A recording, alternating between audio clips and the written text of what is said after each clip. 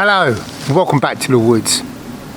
Now that's something that we've all done loads and loads of times. We've arrived in an area, we've dumped our rucksack down, we've gone off to look for resources. So I've got my knife, I'm cutting away, and I cut my hand. Not a problem, I've got a first aid kit. The problem is, the first aid kit is over there in my rucksack. And for that reason, we should always carry a CUTS kit. My CUTS kit lives in my trouser pocket, just for such an emergency.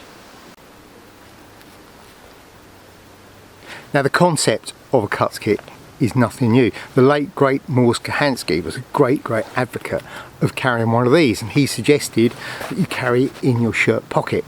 I did a video a while ago which suggested not to carry it in shirt's pocket but rather your trouser pocket, because your trouser, you rarely put stuff on over the top and you rarely take off.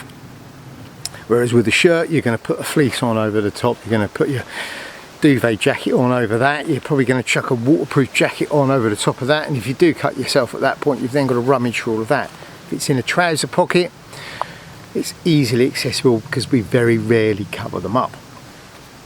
And this is the one that, well, has sort of gradually evolved. It used to be a little Wilko's first aid kit, and then I made up a little pouch which is set up just for carrying my CUTS kit. But not only the outside has evolved, also the inside has too, and that is what I want to talk to you about in this video. How this has gone from being just my CUTS kit that I carry out in the woods to suddenly this being a little bit of EDC gear. So this is my little CUTS kit pouch. Now I made this one up, and this is probably the Mark 3 or 4. This was the one that I was selling. It went through several variations up till that point until I could get it to one that I'm happy with. The outside, nice bright colour, so it's easy to find. If it gets dropped on the floor, this will easily stand out. It also, over on the back, has a reflective strip, so that again, if it gets dropped, particularly after dark, I can shine the torch around, and if it's that way up, this glint tape will pick up. Also, in an emergency, it could be hung up by my basher, whatever, to aid me in finding my way back should I need it in that way. But ideally, I want to carry this with me. It has a couple of little loops on it, a loop on the top, and when I carry it in my pocket, it's usually that way up, so I can grab this tab to pull it out of my pocket. The other little loop on the front, well, that's there so that if I need to,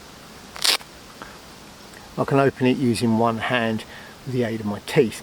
That way, if this hand is injured, I can still get to the contents one-handed.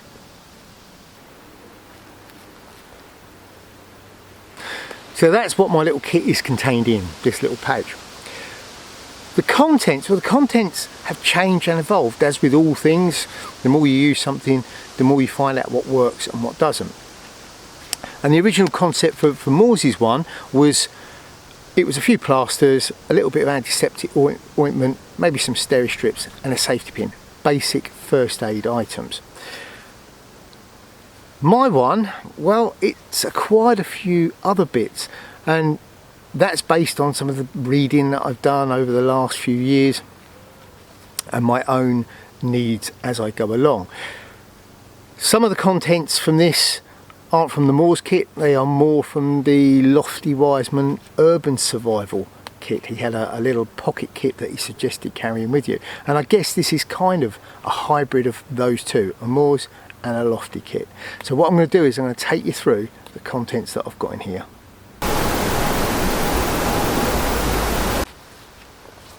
So opening it up, yes, the first thing I may need is my actual first aid items, and they are contained in this little pouch here, and this is a little basic Wilko first aid kit with a few additional pieces.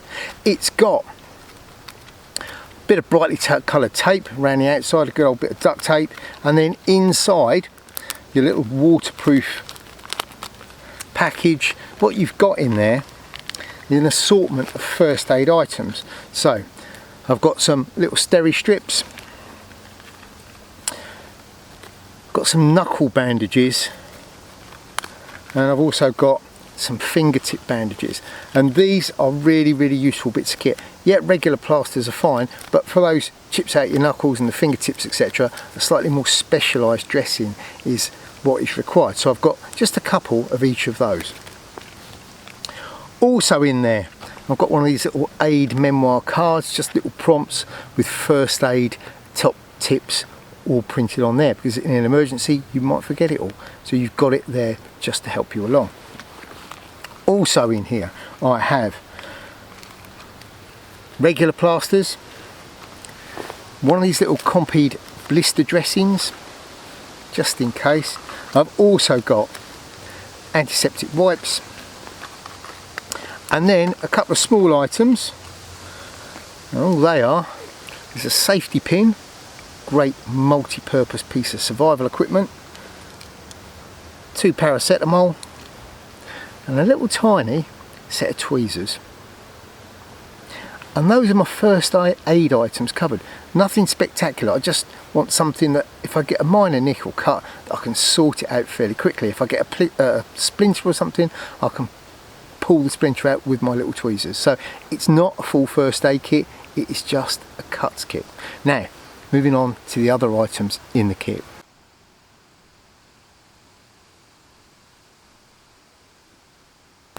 So the other items that are in there are more influenced by the Lofty's Urban Survival Handbook. In here I've got a little pair of Swiss card scissors in their own little cover. Pair of scissors, multi-purpose item, and it's surprising the number of times you need them. You don't need a full size set, just something small like that is more than adequate. And obviously, because these are quite sharp and pointy, something safe that you can keep them in.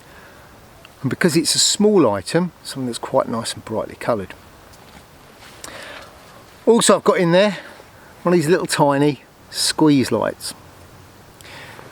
Surprising number of times a small light comes in handy. It might be just for finding your way up a garden path, or in the dark trying to light up the keyhole so you can get your key in there.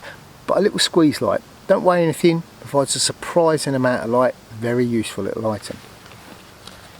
Also in here I have some cash. I think back in Lofty's one, which is probably a little bit dated now because it says to carry coins for a phone box. I can't remember the last time I saw a phone box that took coins. However, having a few quid on you is always useful. A little bit of cash, you never know when it's going to come in handy. Also in there I have a Fresnel lens, one of those little flexible magnifying glasses. Great little bit of kit, particularly as you get older and your eyes start to get not quite as good as they were, but also in an emergency, if you're trying to fish a splinter out, you can't quite see it, or if you needed to get a fire going on a nice bright sunny day, it's possible because you've got this lightweight, super useful piece of kit with you. Also in here, this is the last item, is a little lighter. And the lighter is such a useful item. Yes, there are many ways we can light fires, however this is probably the easiest and most calorie efficient. Just a disposable lighter, little bit of Gorilla Tape wound around the outside. There's about a foot on there, I didn't want it too bulky. Also I have got 6 meters of dental floss on there as well. Not for the oral hygiene, it just happens to be a very compact, very strong form of cord. And also on there, pushed in underneath all of it, there is a little needle.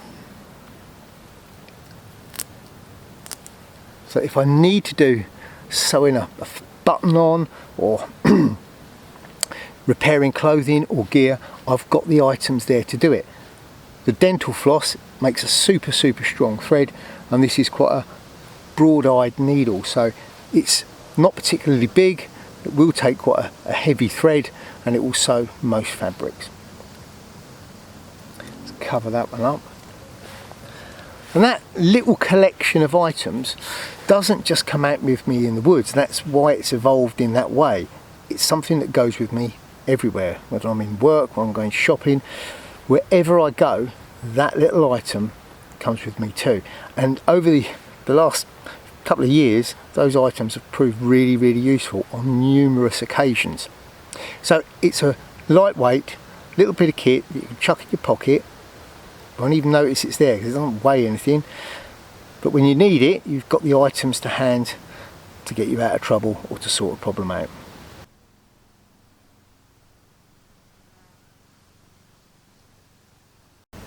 So there you go, that is my little EDC CUTS kit, something that goes with me everywhere I go, whether I'm at work, whether I'm out shopping, whether I'm with the family, wherever I am, that little bit of kit goes with me everywhere. And it's surprising how useful and how often that little kit gets used.